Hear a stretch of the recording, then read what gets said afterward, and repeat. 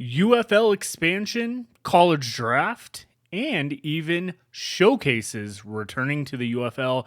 That on the show today, we've got a lot to talk about and dive through since the past 2 days of some announcements that came out.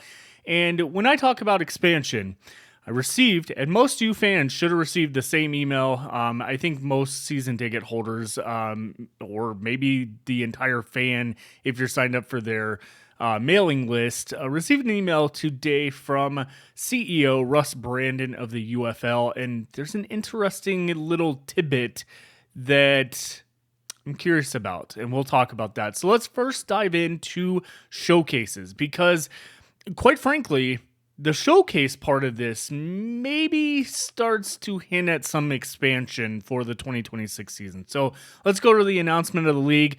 The United Football League today announced the dates for its upcoming player showcases scheduled to kick off this fall. These events provide aspiring football players with the opportunity to demonstrate their skills in front of UFL coaches and personnel directors. The position players will be evaluated based on performance for potential free agent opportunities with UFL teams at these 7 events. Specialists will have the opportunity to show their skills at a separate event.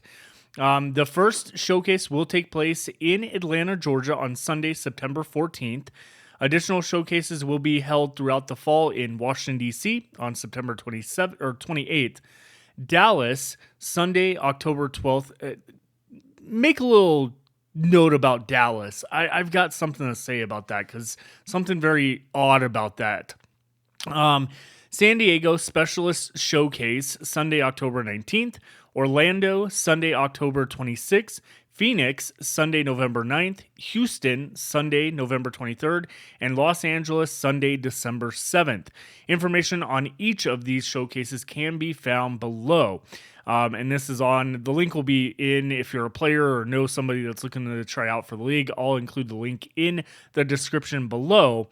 Now, of course, a lot of places in the past, a lot of people have talked about it in the past, that could this be a sign of where the location of future expansion is in these locations? And to quite frankly be honest with you, I'm going to say no, absolutely not. I don't think it has any correlation to it. As a lot thought, including myself, going back to the XFL in 2023 with their showcase, or actually 2022 with their showcases.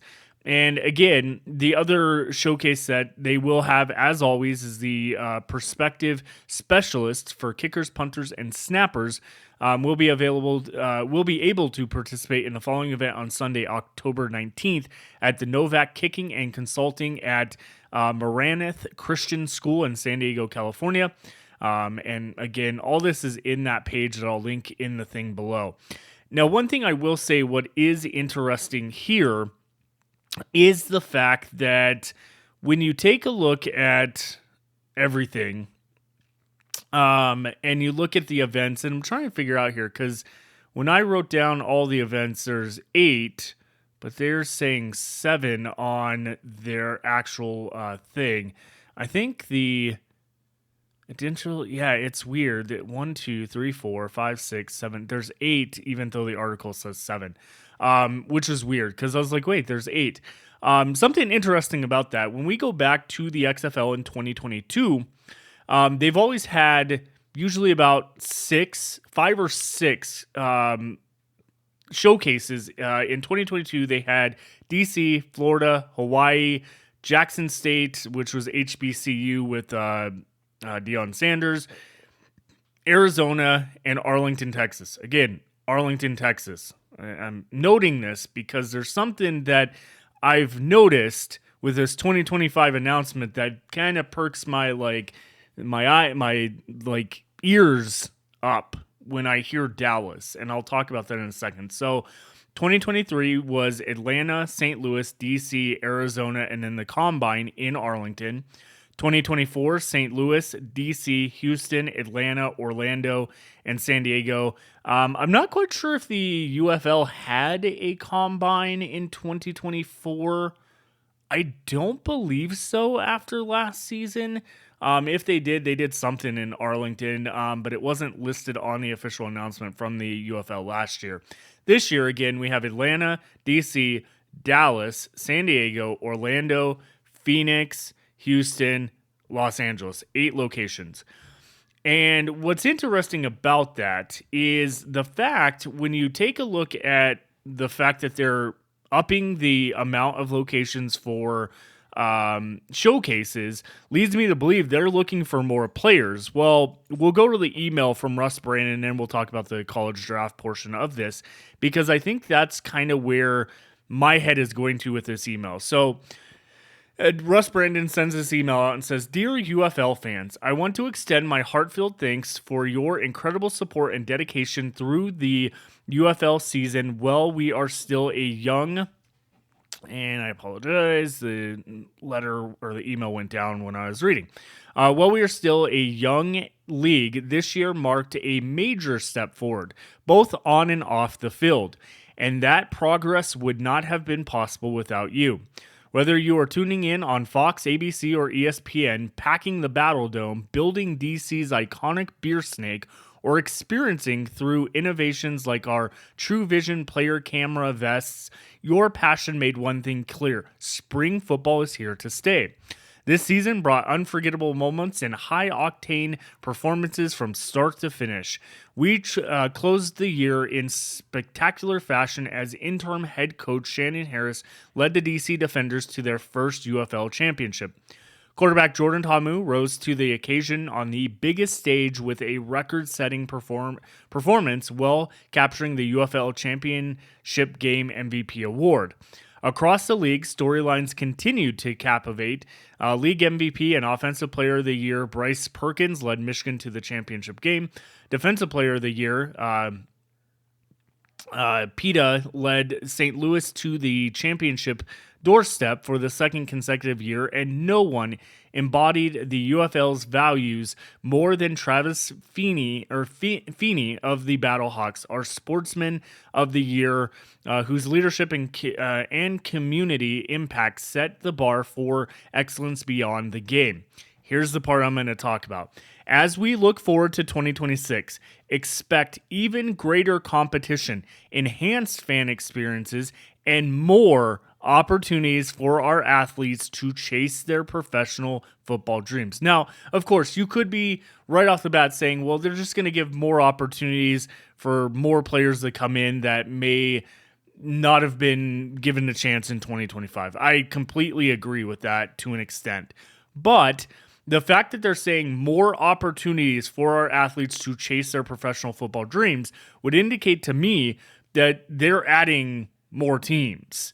Because yes, the roster size I think is going up by a little bit. There's a little bit more of training camp roster sizes as well. That was part of the CBA that is signed through the 2026 season.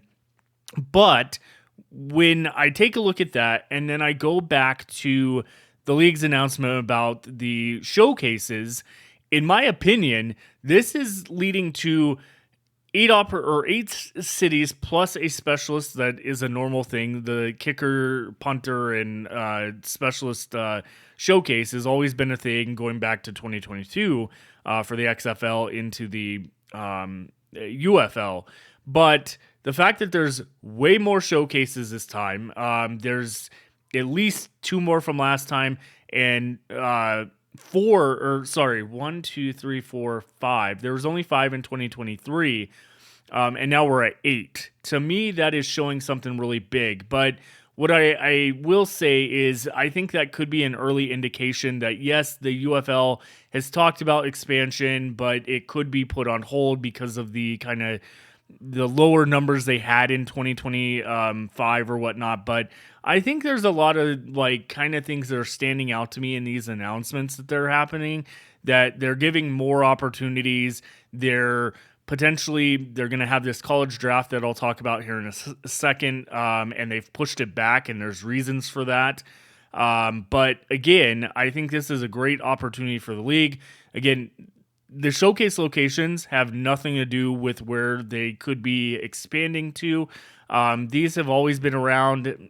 Again, San Diego's been the specialist showcase. DC, all these locations have essentially been part of the overall perspective here. I guess there is technically 7.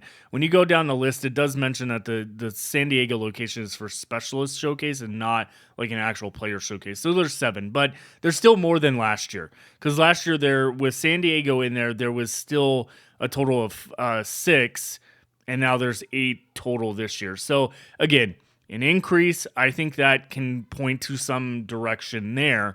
But the big thing I want to mention, again, going back to the showcase, they talk about Dallas being the showcase on Sunday, October 12th. When you go on the page and you go down to the UFL Dallas showcase, Friday, October 12th, 2025, it's at Choctaw Stadium.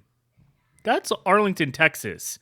So what is interesting about that is the factor that with it saying Dallas, to me, this changes going back to 2022 with the XFL when they made the agreement with the city of Arlington to call the Renegades the Arlington Renegades, which was a change from the 2020 XFL with the Dallas Renegades.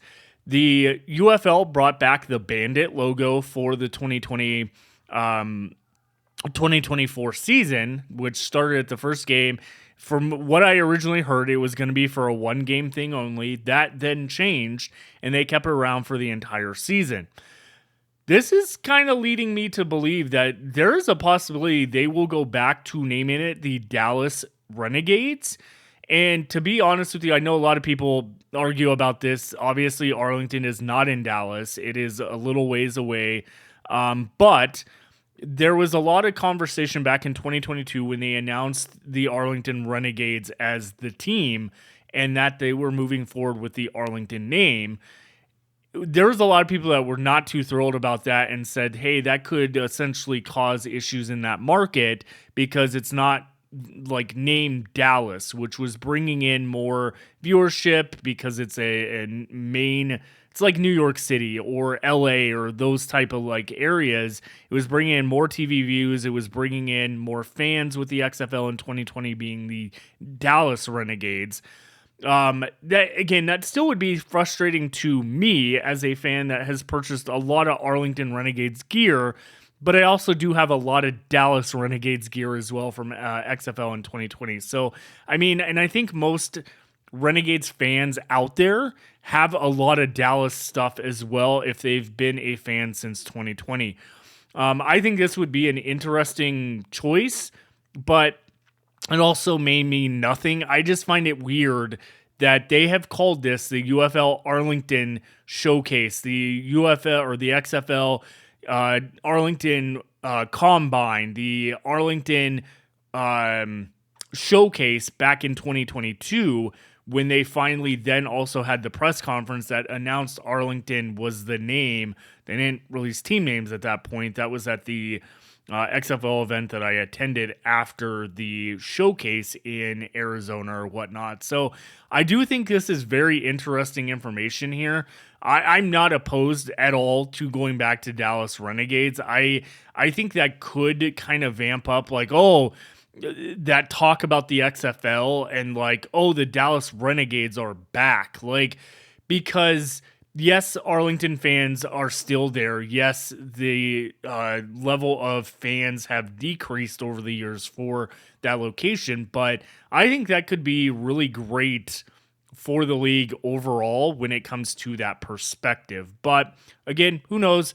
It's just an interesting tidbit that I noticed when they were talking about this that kind of just, like I said, perked my ears up a little bit to be like, hey, wait a second, that's interesting. Anyways, moving on, let's go back to an article that James Larsen posted just today about the UFL college draft has been moved to September and why this is a good thing, actually. So as the UFL continues to adapt, and this article will be in the show, the description as well, as the UFL continues to adapt to change this offseason, another adjustment has been made. The 2025 UFL college draft is being moved to early September. Multiple league sources have confirmed to Pro Football Newsroom. And James talks about this essentially that as of right now, we're told the date for the college draft will be September 2nd. That is always subject to change. However, given the fluid nature of the UFL, this is a great move by the league as they fully embrace what the college draft is all about. Over the past couple years, we've seen the XFL, USFL, and UFL college drafts positively impact multiple franchises. And when you get down to everything and you talk about it, one of the quips about the college draft, though, is the timing. Each event over the past couple of years has taken place in June or July, excluding the USFL's 2023 draft in February. This is because the point of the draft was for teams to claim rights to rookies in the NFL, who they were hoping could become available over the next 1 to 3 years. That said, times are changing in the UFL. We saw a few organizations embrace players selected in the 2024 UFL college draft, such as Houston, Michigan, and St. Louis. These UFL teams want to draft players who they can sign for the 2026 season. They would prefer not to have to bet on the chance that the NFL team lets them go. September 2nd gives the UFL teams the perfect positioning to make an attempt at snatching rookies up. With NFL cutdowns on August 27th and most practice squads set by September 1st, an early September draft for the UFL is ideal. To be clear, if a player is drafted by a UFL team, it doesn't mean they are guaranteed to play in the UFL. They still will have to sign a contract separately if they decide to join the league. The move to September makes sense, especially with the push internally from some of the UFL's head coaches and GMs. When speaking to a UFL head coach earlier this year about this topic, who will remain anonymous, he said, "I've never understood why we don't put the college draft later in the fall. I want the draft players who are going to be available to play soon. I don't want to draft to wait a couple years just to see if they're still not free agents. It doesn't make sense." As for the draft structure itself, we are expecting it to be identical to previous drafts. Each team will have 10 rounds to pick players. This year, San Antonio Brahmas will have the first pick in each round due to their league worst 1-9 record. The UFL has had a plethora of elite talent join their league due to these drafts. Standouts such as Defenders wide receiver Ty Scott, Panthers tight end Gunnar Oaks, Roughnecks cornerback Rashad, I think. I feel like his first name was said differently, but we'll go with Rashad Williams. Brahmas turned Panthers cornerback DJ Miller Jr., and others have all been excellent over the last couple of years. With the UFL college draft now scheduled for September, it'll be intriguing to see how many more rookies we see sign into the UFL for the 2026 season. What are your thoughts on this? Let me know in the comments. Make sure hit the subscribe button if you're not so already. We want to get up to 1,000 as quickly as possible. Once we're at 1,000, I will be giving away multiple season tickets for the 2026 season to a team of your choice. We'll talk more as we get close to that. Make sure you share this channel with your friends. Comment below, hit that like button. We're getting this channel back on track, and we are building this community up to get into one of the biggest years of spring football, because let's just be clear, we have not had in modern spring football a league go into the third season ever. Like, modern day, we have never had it.